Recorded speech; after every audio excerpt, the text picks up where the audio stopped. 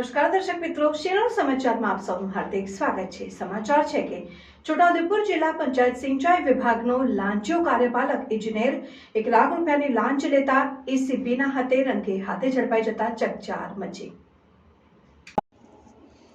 છોટાઉદેપુર જિલ્લા પંચાયતના સિંચાઈ વિભાગમાં નાયબ કાર્યપાલક ઇજનેર તરીકે ફરજ બજાવી રહેલા કમલેશભાઈ પ્રસાદ મિશ્રા, જે નસવાડી તાલુકાના ધન્યા, ઉમરવા અને લીંડા ટેકરા ગામના તળાવોના કામો એક એજન્સી દ્વારા રાખવામાં આવ્યા હતા। તે નિયમ મુજબ પૂર્ણ કરવામાં આવ્યા હતા। ત્યારબાદ પોતાના કામો કરેલા રૂપિયાના બિલો રજૂ કરવામાં આવ્યા હતા, જેમાં 52 લાખ રૂપિયાનું ચૂકવણું કરી દેવામાં આવ્યું હતું અને બાકી પડતી રકમ લેવા એજન્સી દ્વારા ફરીથી એકવાર કાર્યવાહી હાથ ધરાઈ હતી અને ત્યારબાદ ઇન્ચાર્જ કાર્યપાલક ઇજનેરનો સંપર્ક કરતા એજન્સી પાસે અલગ અલગ જગ્યાએ કામો કરેલા બિલોને લઈને 1.5 લાખ રૂપિયાની લાંચની માંગણી કરવામાં આવી હતી, પરંતુ એજન્સી લાંચ આપવા માંગતી ન હોવાને કારણે છોટાઉદેપુર લાંચ રૂશ્વત વિભાગને રજૂઆત કરવામાં આવતા ગુરુકૃપા સોસાયટી લાંચિયા અધિકારીના નિવાસસ્થાને અરજી આધારે છટકું ગોઠવીને 1 લાખ રૂપિયાની લાંચ લેતા છટકામાં આ વાત ઝડપાઈ જતા જિલ્લા પંચાયત સિંચાઈ વિભાગમાં ચાલતી પૂર ઉઘાડી પાડી થવા પામી હતી।